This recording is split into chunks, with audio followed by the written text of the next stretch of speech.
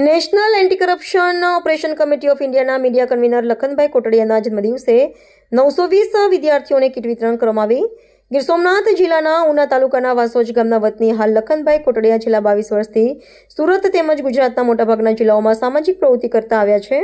દર વર્ષે વૃદ્ધાશ્રમ, ગૌશાળા, હોસ્પિટલ વગેરેમાં જન્મદિવસે તેમના દ્વારા ટાઈપ પણ પ્રવૃત્તિઓ કરતા હોય છે। આ વર્ષે તેમને તેમના વતનમાં ગામની પ્રાથમિક શાળા તેમજ પ્રાઇવેટ શાળાના બાલભવનથી લઈ અને ધોરણ 12 સુધીના 920 વિદ્યાર્થીઓને અખિલ ભારતીય કોળી સમાજના સચિવ લખનભાઈ કોટડિયા દ્વારા એજ્યુકેશનનું વિતરણ કરવામાં આવ્યું। રિપોર્ટર કૃષ્ણા સોલંકી, ઉના।